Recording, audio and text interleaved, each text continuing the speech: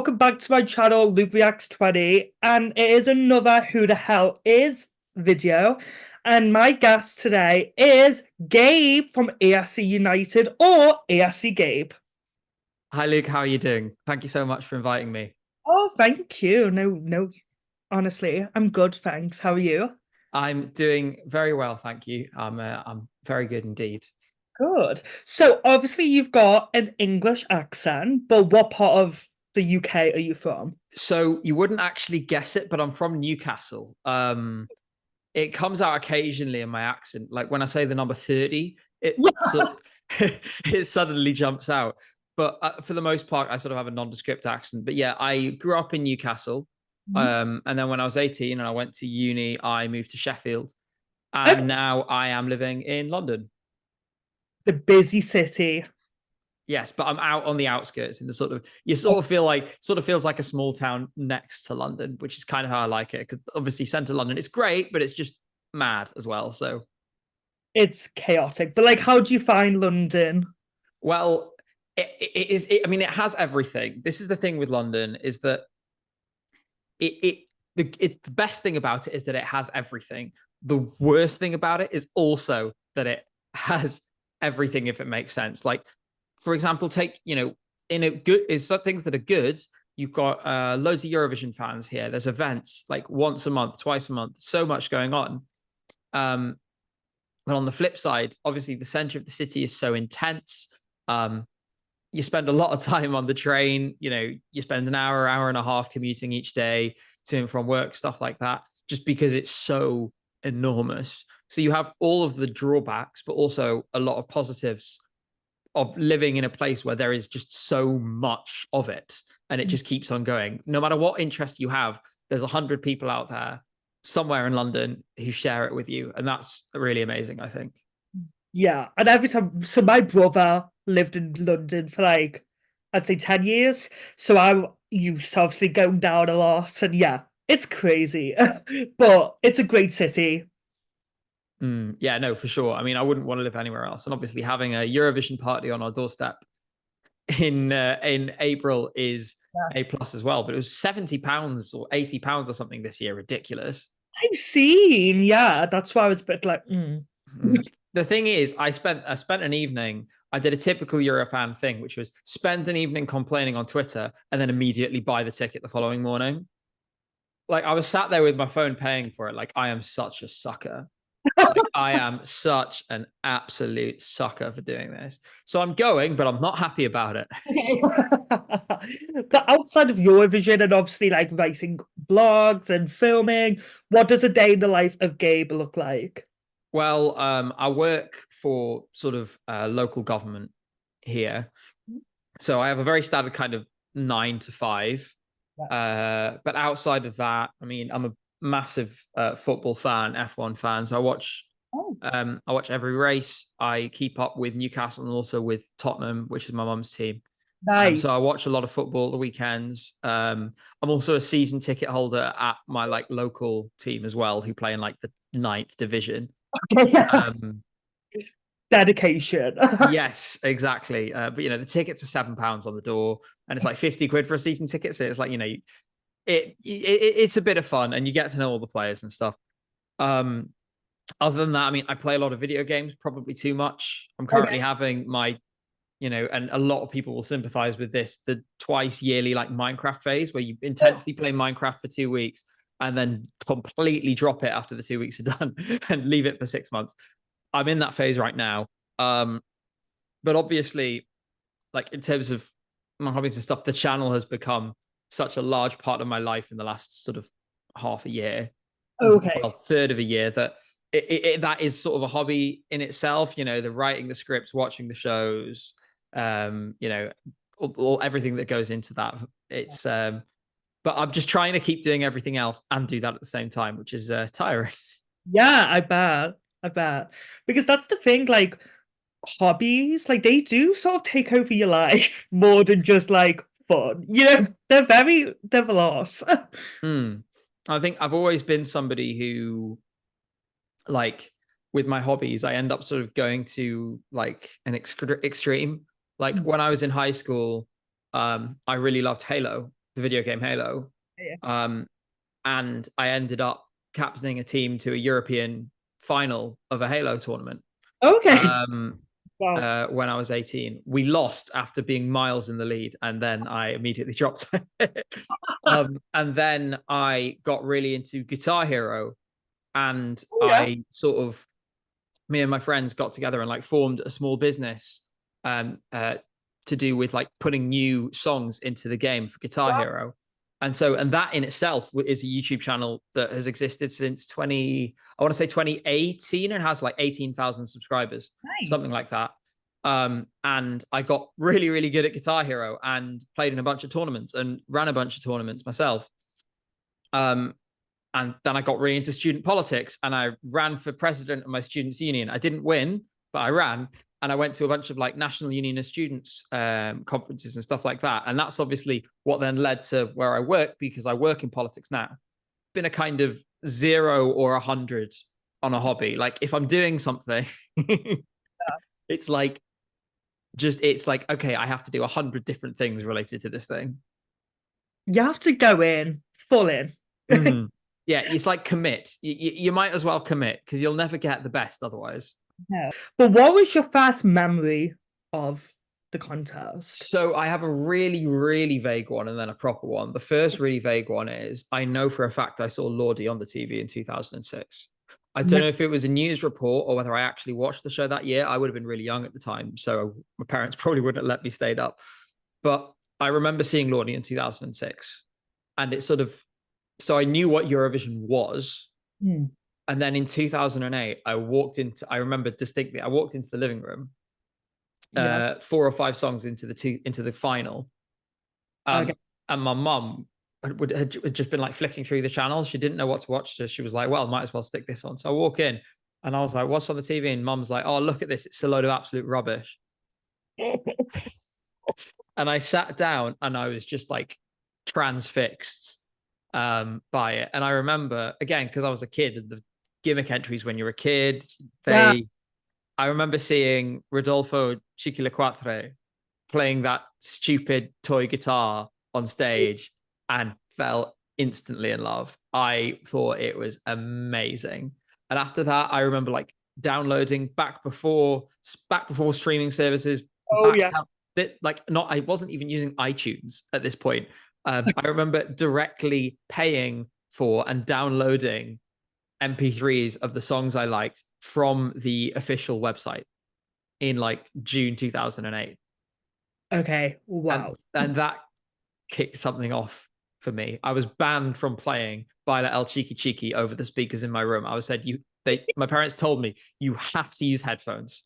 We cannot bear to listen to that song again.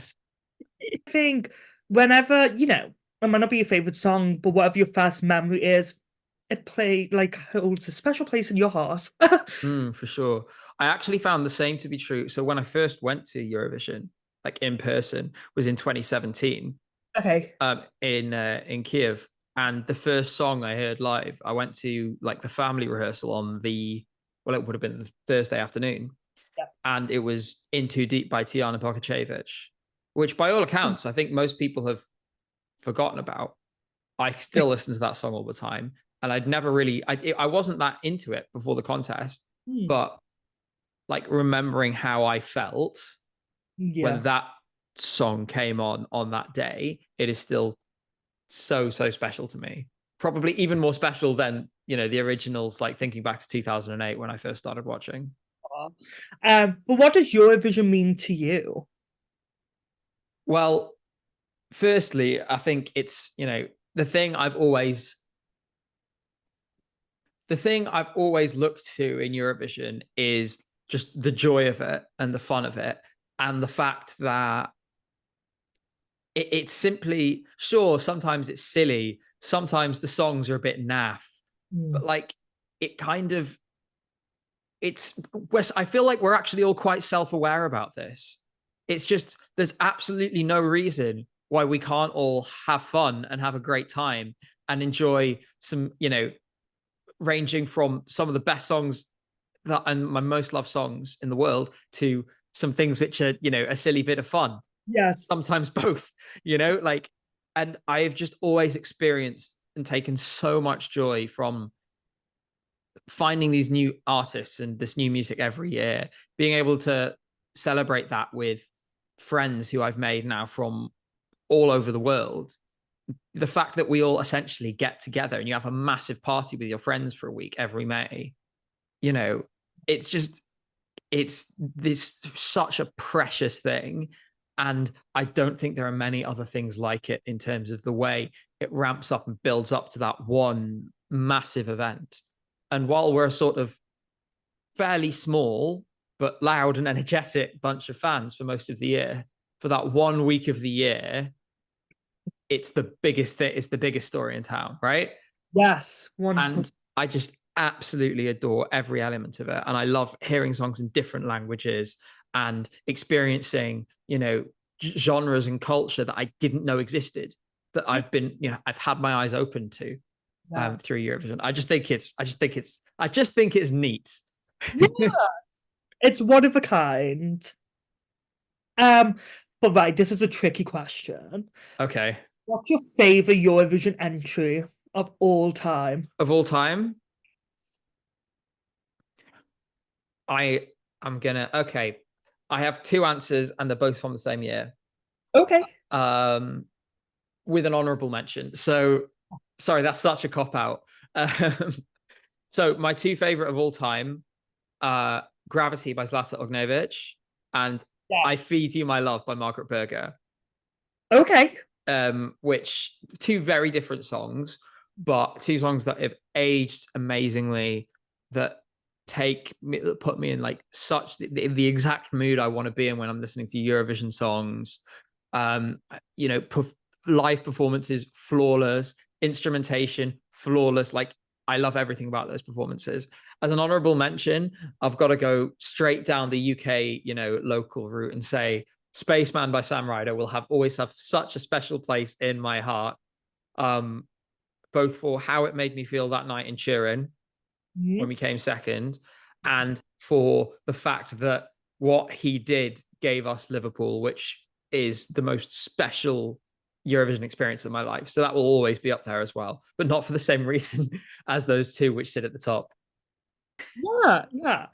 But obviously there is like different musical platforms like Spotify, Apple Music, but it's become a thing now where at the end of the year you have like your most listened to songs and artists. But which like whatever platform you use, who was your most listened to Oh your gosh. artist? Not the song, or it can be the song as well. But I do know the number one, which was Carrier. Um, okay. it was my most streamed song of 2023, and probably it's up there in the same bracket as those few I just mentioned in terms of how much I love that song as well. I listened to that song just obsessively. I thought it was so good. It was like, what did they put in this song? Why could I not stop listening to it?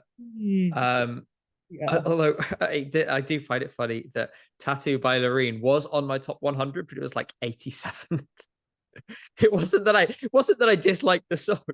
Yeah. You just listen to more other songs instead. Yes. So, Cario was the big one. He was like number one, two, and three in my most played songs. Wow. I always think they're very unpredictable. Like when you see, you're like, wait, did I listen to that song a lot? Oh, I had a few of those, like Breaking My Heart by Riley showed up somewhere down there. I might have even been above I'm just getting up in front of me now. Might have even been above Loreen actually, but others, up at the top, Air by Marcus and Martinez was my fourth most listened song. Gladiator by Jan, if only he could perform, if only he could have sung it live, fifth. Voyager, sixth. Vesna, eighth.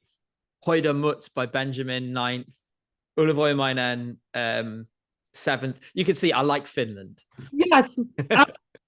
I saw on Twitter because I did have a look. Did you get press for UMK? Yes. So myself and my editor Jay are going on ESC United business, it should be said, are Oh, going to UMK. We'd already booked everything, but we've had our press accreditation confirmed, which is really exciting. And yeah, I can't wait. It's going to be so exciting and to sort of get a look behind the curtain of the best yeah. national final right now. Mhm. especially in a year which they have gone ambitious this year with the venue, with the scale of production. Everything is bigger than it's ever been before. Yeah. So it's a big challenge for them as well to pull it off. I'm really excited for it. And I'm sure they will because, like, even with the national final the last few years, they've been killing it. Like, and as well, it's only 7 songs. Like, it's a nice amount. It's a cute, like, it's a nice show. Mm. Like, you don't have to be a Eurovision fan to enjoy it. And I always say that about Melfest. And I think UMK is becoming like a Yeah. new Melfest. I think the thing that really impresses me, and to be fair, I mean, this is something that Melfest does very well as well, is that you make the way to make your national final great is to remove the jeopardy of not winning.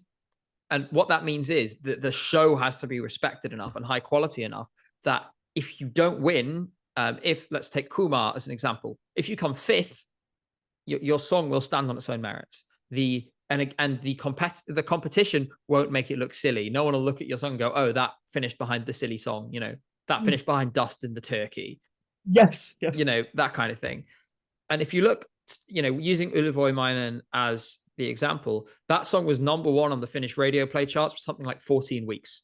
Yes. It does. If you look at the other hits, this one, Chichialina, obviously Cha Cha Cha, the Portion Boy song, Samataivasta Katsatan from last year, that was a hit. Songs like No Business on the Dance Floor by Kira still get played on the radio. Yes.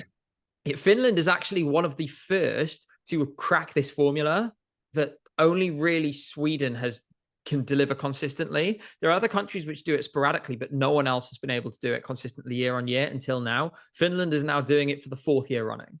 Yeah. Like, it's incredible what they're doing right now. 100%. But like, I think this is a fun question, in my opinion. So obviously with Eurovision, people like to say singers were robbed or they should have done better. Like Rosalind like placed what in the she didn't do as well in the final as people expected. Mm. But if one artist could come back for like a redemption narrative and to finally get the place that they deserved, who would it be? Oh, that is a really good question. It's difficult because the ones who finished up high anyway, it's like, well, okay, did they finish third instead of first? Fine, but they still finished third. One that always stuck out to me, that I thought was really robbed, and I would like to see about Gabriela Gonchikova, Czechia 2016. I Yeah. Stand. I thought that was a great song. I thought they deserved, top 10, top 5. I loved it then. I love it now. I think you can stay in the Czech Republic for someone like We Are Domi, Yeah. also robbed, absolutely screwed by the running order. Yeah. I bumped into them in a pub in Turin after the final and drunkenly went, you guys were so screwed. And they looked like they were going to cry. Oh, They were, I think, really, really frustrated by their placement. yeah. It may also have been that they didn't really want a drunk Englishman being like, "You were robbed" at like 1 o'clock in the morning after they'd done Eurovision, but I couldn't distinguish between the two things. But yeah, so either Gabriela Konchikova or We Are Domi, I think. Yeah, valid idea. Who Yeah. would you choose? Oh, Sorry, I've turned it back on you. you know what? I would say she was my favorite of this year, and when I saw her live, I thought she was amazing. Andromachi for Cyprus. Oh yeah. Because I think, yes, the nerves got to her, I'd say in the semi, but like the song, very good. She is, I don't know, I just something about her. And I think if she came back in a few years, like on Instagram, she's constantly now on tour in Greece, and her music styles are very more like ballady to show off her vocals now. So I think she would be a good one. Hmm. Yeah, I think I do think sort of on that occasion, I'm sure she would say herself that she didn't quite bring her best. Yeah. I was really she sounded all right in the arena at the time, I remember, but I was really surprised when I watched it back when I was watching the rehearsal footage and stuff. When we were doing the streams for ESC United, it didn't, it was like watching it, you just could tell it wasn't quite clicking. And the staging, while it visually beautiful, didn't contribute to the song well. I thought it restricted it a little bit. And ultimately, I think the combination of those things cost her. Yeah. Still one of my all-time favorites. Like, there's just something about that song. It is a really sweet song. Very kind of has a very kind of mystical vibe to it, almost. Yes, very true. I know you did mention it before, but have you ever been to Eurovision or a national final before? So I have been to Eurovision. Wait, I'm counting. Okay. 4 times, and Malmo will be my fifth. Nice. So I went to Lisbon in 2018 and Kiev in 2017. Yeah. I did not go to Tel Aviv in 2019 because I had my final exams, and it was so expensive that year. Yeah. If I hadn't had my final exams, I had no money. I was a student. Then I went to Turin in 2022 and Liverpool in 2023, and I'll be there in Malmo in 2024 as well. As for national finals, ESCZ in December was actually my first one, and UMK next week will be my next one. Wow. Was ESC said? It was good in the room. I enjoyed myself, and the press feeling there, it was quite a small cohort of press. It was a very personal kind of feel. We got to interview all the artists one-on-one. We got to interview the head of delegation, interview Cesar Sampson. That was really rewarding. Yes. But like the show itself, I'd say it sounded good in the room, didn't sound good on the stream. But I'm sure they'll resolve those differences in future. But it was a nice venue, expensive venue, sadly, but nice venue. It would have been good if they'd had an after party, though. There was no after party. That was the one thing that if I would add. Yay! You always need an after party. Luckily, UMK has that covered, so I'm not worried about that for next week.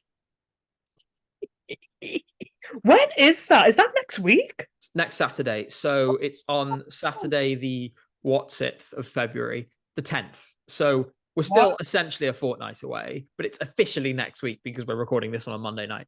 Yeah. So yeah, that's next week already, which is terrifying how fast it's come around. Yeah, it's so quick. And obviously, Melfest Heat 1 is this Saturday. Like, what?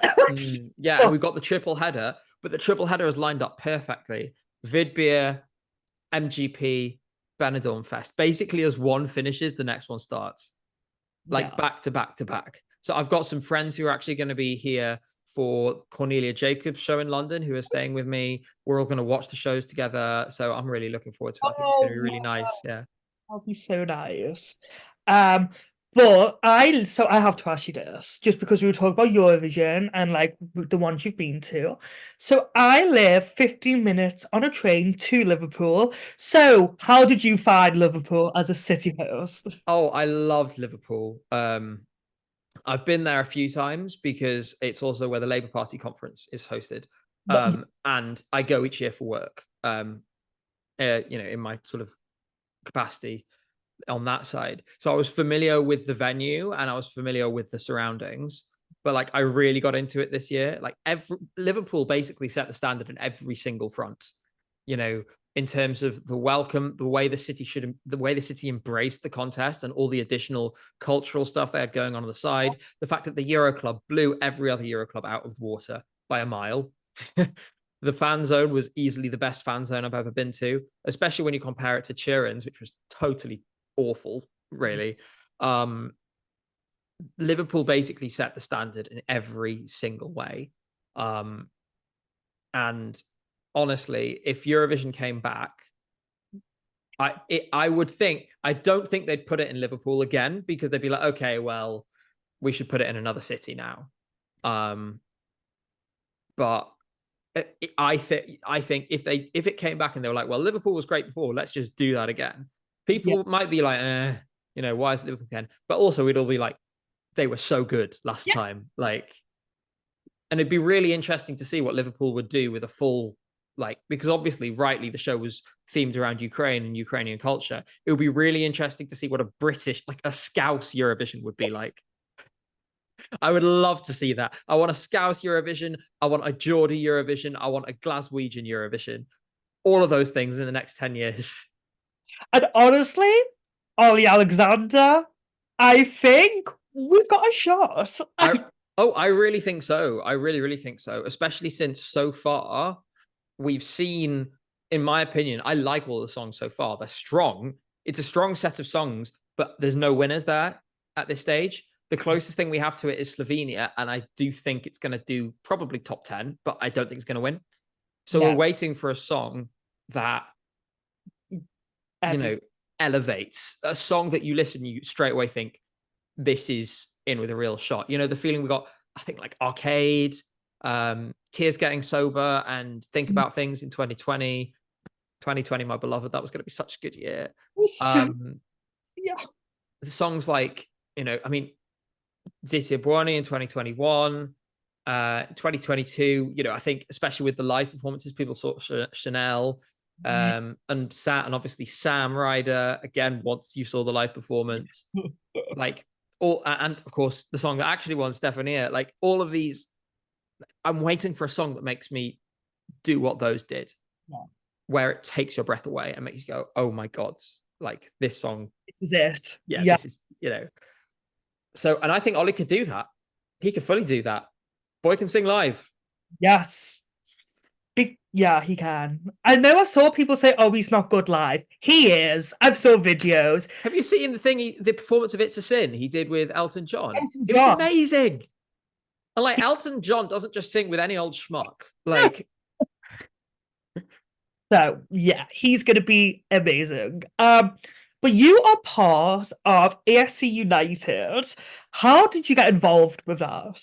So it actually goes back to a fan contest in 2014. We live fan contests. I joined ESC United to participate in a fan contest called World Vision in 2014. Wow.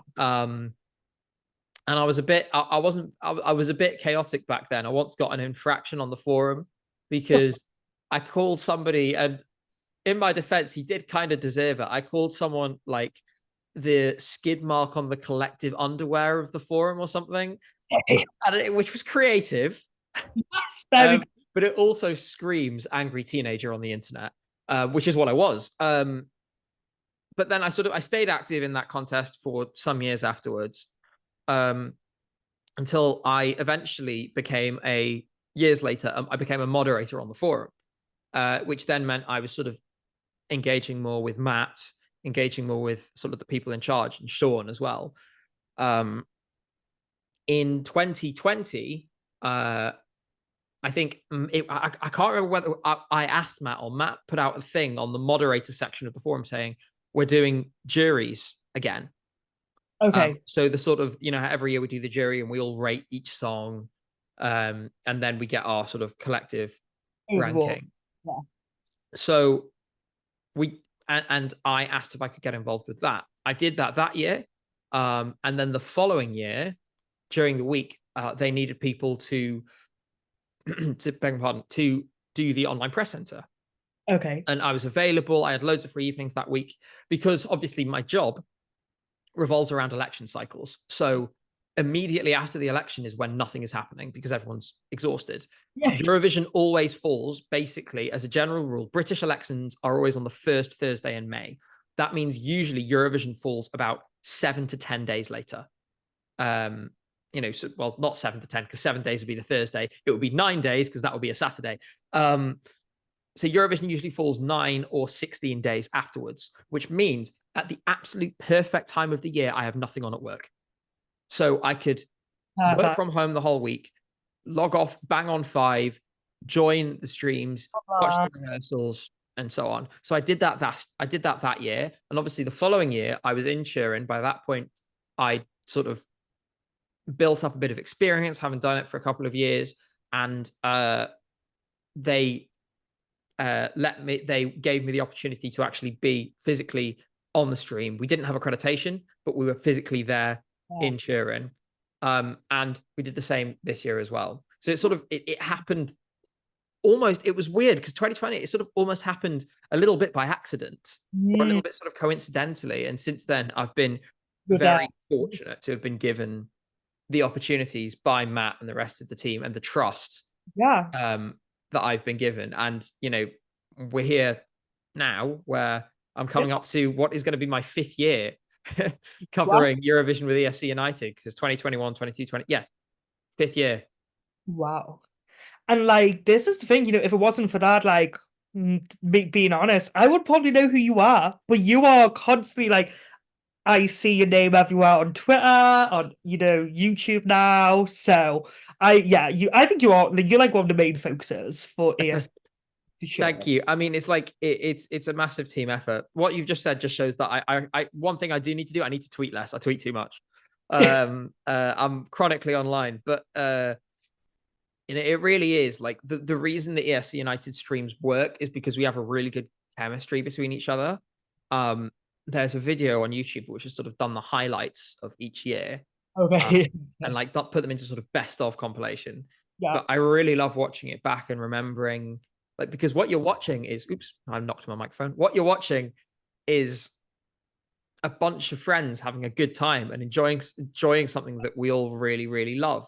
And hopefully that enthusiasm comes across. Like, the reason why we get so passionate about it is because we enjoy it so much, and going through that roller coaster of emotions together is part of the experience.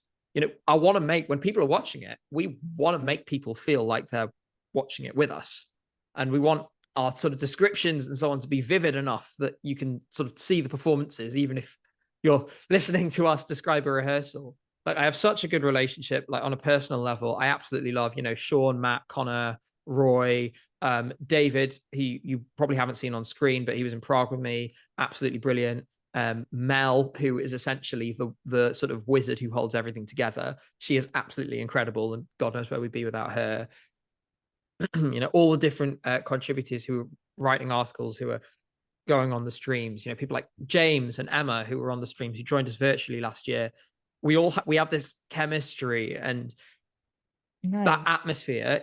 I think it's also, it has made us all better at it as well, Yeah. because we relax around each other. We're our natural selves. We You know sort of just, what else? Yeah. yeah. And hopefully people enjoy sort of going through that with us. Definitely. And obviously you do have your own channel now, ESC Gabe. What made you want to start that channel? So it's crazy to me that it's only been 100 days. Okay. It was exactly 100 days yesterday since I posted my first video, and Nice. a lot has happened in that time, which is sort of caught me off guard. The thing that made me want to start posting my own stuff was that I was sort of I was sort of having these ideas, like, I want to talk about these things more, but not like as a tweet. I don't want to tweet about No, no. how much Finland has got better. I mean, I do that anyway, but or like I could see, I was watching a lot of videos actually by, have you heard of channels like Wendover and Half as Interesting, Johnny Harris, these sort of like, well, they're sort of like, you might know some of them, like sort of video essay type content creators who are doing sort of slightly longer form things. One I can think of actually, Verily Bitchy, if you've heard of them, No. did a video on the queer politics of Eurovision not too Okay. long ago, which was one of the things that sort of set off the spark in my mind. Yeah. Things like that. I was thinking, actually, there's a lot in here that, I think it can be, that is maybe like hiding under the surface, or that we can go a bit more into, that I think people will find really interesting. And I noticed a bit of a kind of a gap when it There's like came to Eurovision. for you. Yes. And so I thought, well, if I want to start doing my own videos, like, there are loads of people who do really good reactions and who I find really entertaining to watch. Like, I mean, Eurovision Hub, probably the most prominent one. Obviously, major outlets like, I mean, Matt does them for ESC United. Wee Blogs do them. Roy does them on his channel. I really love watching Roy's reactions as well. And then there's like, Slav Dick, and I could go on and on and on. Like, that is a perfectly well served niche, and so I didn't want to sort of go down that route. Essentially, I sort of adopted an approach of like, I want to do more sort of deeper dives into things. I want to sort of try and approach from a slightly different angle that will hopefully add Yeah, something for no, people. yeah, Yeah, and sort of try and add to, whether that's adding to conversations about certain things, or whether that's sort of doing deep dives onto national finals, or things like the iceberg video where it's essentially just me telling silly stories um, for a couple of hours, like trying to do what, like the channels I've mentioned, and also because I'm a big fan of F1, I think about channels like WTF1 and the race and Driver 61 and all these different channels that are doing these same things for F1. Or sort of like, I see like this, I see that and I think I take so much from that. It makes me enjoy watching F1 so much more. I gain more understanding. I take more joy in it. If yeah, I can do the same thing, if I can try and do the same thing, that's something that would mean a lot to me. And so that's sort of what I have been aiming for. yeah, And so far, it feels like things are going pretty well, yeah. Good. um, which is obviously a really exciting and quite humbling thing. Obviously, it really means a lot to me when especially when you see like comments, people commenting, being like, "I really enjoyed this video," and all the rest. So hopefully it'll continue. But I think I have sort of a standard I need to try and keep up, which is its own pressure. But it's You good to will. have that pressure in a lot of ways. I hope so. Yeah, definitely. Um, I keep saying this in every video, but you know what? It's a new phrase. We are in 2024 now, so obviously Eurovision. I'm gonna let's spice it up. So a country that hasn't officially released their song yet. So maybe if that artist potentially, but not the song, who would you be excited for? Um, I have a few. Yeah. Uh, firstly, so am I allowed to pick from national finals here, or just like just like countries Because where we know nothing at all yet? we're going to talk about national finals in a minute. So Okay, in that case, oh god, that's a really difficult question actually. Um, Poland. I'm excited for Poland oh yeah, yeah. because ditching their complete garbage fire national final was an excellent idea, and because a lot of the submissions are public, there are some really strong songs in I there. mean, they're really good entries. So I think we could see a best result from Poland. I also know since Switzerland is not sending a ballad, I'm going Yeah, to choose Switzerland as well because I mean, obviously we have no idea where they're going to go with it, but like they came out of the blue with Luca Hani in 2019. They could do the same thing again, so that's really exciting for me too. oh for sure. And like that's the thing. Switzerland.